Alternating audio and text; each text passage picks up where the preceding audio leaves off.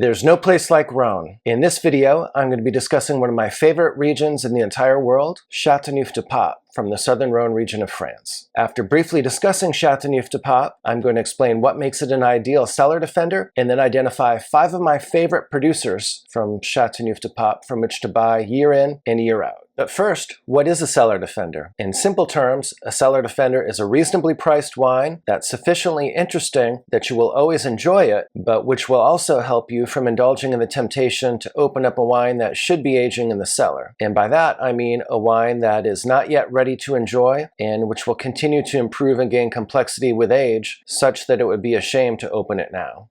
Just to make sure we're on the same page before we get too far down the road, Chateauneuf du Pape is an appellation and a village in the southern Rhone region of France, near Avignon. There's 13 permitted grape varieties, or 18 if you count color variations for 5 of them. Grenache, Syrah, and Mourvedre are the most common grapes. It is permitted for a producer to make a wine from 100% of any of the permitted varieties. However, most producers choose to make Grenache, Syrah, and Mourvedre, or so-called GSM blends, that are Grenache dominant, but include some components of Syrah and Mourvedre, and sometimes a little bit of other varieties as well. The climate is remarkably consistent in Chateauneuf du Pape, and the grapes are capable of ripening pretty much every year. For that reason, it's truly unusual for the southern Rhone region, and Chateauneuf du Pape in particular, to have a truly bad vintage. Chateauneuf du Pape wines are bold with rich plum and red fruit flavors, and they also have garrigue descriptors. Garrigue refers to the weeds that sometimes grow on the side of the road in Chateauneuf du Pape, generally sage, rosemary, and lavender. With age, Chateauneuf du Pape can also take on some leathery descriptors.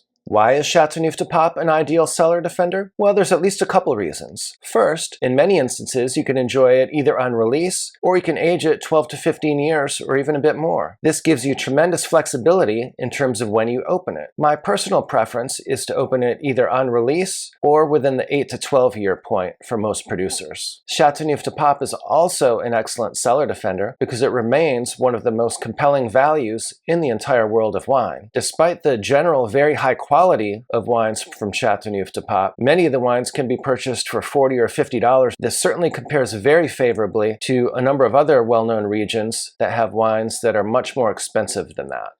With that by way of background, we're ready to get into my top 5 picks. More specifically though, I'm actually identifying 7 wines, but these wines are from 5 different producers that I recommend buying from year in and year out. Of course, Rayas, Clos de Pape, and Beaucastel are excellent and some of my favorites as well, but they're beyond the scope of this video because due to their price point, I don't generally consider those wines to be cellar defenders. The wines I'm identifying in this video are primarily in the range of $40 to $75 a bottle, although 1 or 2 of them may be a bit closer to $80. My first pick of Chateauneuf du Pape wines is Domaine Roger Sabon. Roger Sabon was founded in 1952 and is currently run by Roger's sons, Dennis and Gilbert. They have about 18 hectares of vines in Chateauneuf du Pape, including a number of parcels in the famous Clos Plateau. Importantly, Clos contains an abundance of the famous galets roulés, which are large smooth pebbles in the vineyards that absorb heat during the day and then radiate that heat to the vines at night, which helps to ensure ripening, even in vintages that are a little bit substandard. Roger Sabon ages their wines in concrete and large oak foudre. Their wines tend to be a little bit more on the elegant and ethereal side, which I enjoy very much. In general, Chateauneuf du Papes can be either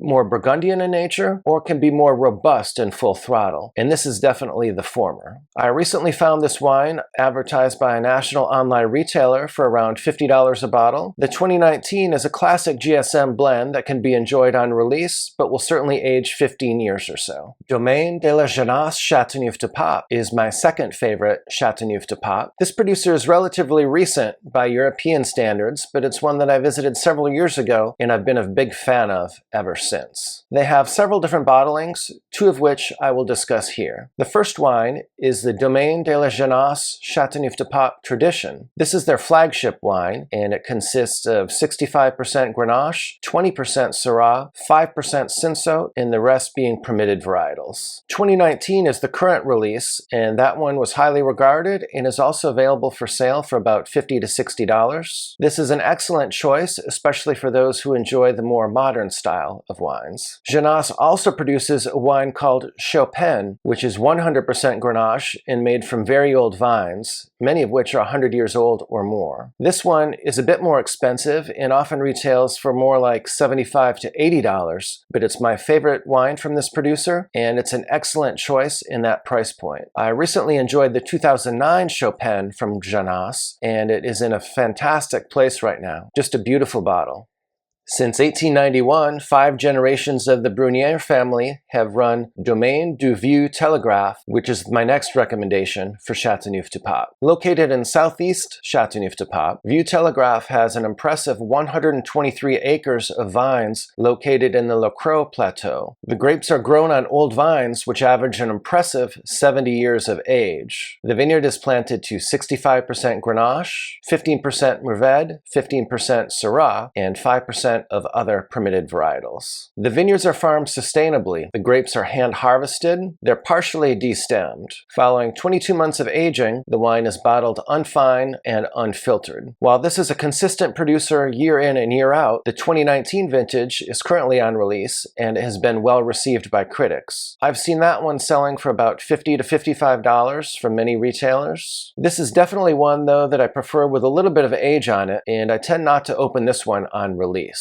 Tends to be a little bit more structured and less fruit forward than the other wines. I recently tasted the 2010 vintage, however, and that one was extremely impressive and showing very well. So this is another producer that I recommend very highly. Since 1860, this estate has been run by 5 generations of the Beaucastel family. This is a traditional producer, and they have 2 wines that I'm discussing and recommending in this video. The first is the Bosquet de Pape Chateauneuf du Pape Cuvee Tradition. This is a traditional GSM blend that consists of 75% Grenache and 11% each of Syrah and Mourvedre, with the rest being permitted varietals. I've recently seen this one offered for sale for as little as $40, which is an exceptional value for this wine. The second wine is the Bosquet de Pape Chante Vieilles Vignes. This is their best wine, and as the name suggests, it comes from very old vines. These vines range from 70 to 100 years old and make a wine that's very, very concentrated and impressive. The grapes are not destemmed, and all the different grapes are co-fermented to produce this wine. This one costs around $80, which is on the upper end of the price point that I'm discussing in this video, but it's very high quality and one that I definitely recommend at this price. Next up is the Domaine du Pegau Cuvee Reservee. This is one of my absolute favorites and one that I buy year in and year out. The Cuvee Reservee consists of approximately 85% Grenache and 9% Syrah, with the rest of the blend made up by Mourvedre and other permitted varietals. The vines are grown in soils that are mostly clay and limestone. Importantly, however, the vineyards also contain the famous galets roulés, or the large pebbles that we discussed earlier in the video. With respect to winemaking, whole cluster fermentation is used, and the wines are aged for 24 months in large oak foudre. While it's fun to taste Pegau when it's young, I typically wait at least 5 to 7 years or so. The decanter is also your friend when you open Pegau. It's not uncommon for them to need an hour or 2 or even more to show their best. So be sure that you plan ahead when you open one, or that you have another bottle to open and enjoy while you wait for it to open up. My favorite vintages so far have been 2003, 2009, 2010, and 2015 and 2016. Many of my purchases have been in the $50 range, and in fact, I'm usually able to get it pretty much every vintage from one of my favorite flash sites, which I will link in the description below. If you're interested in other Cellar Defender videos, I have linked several of them in the links below, so please be sure to check those out as well.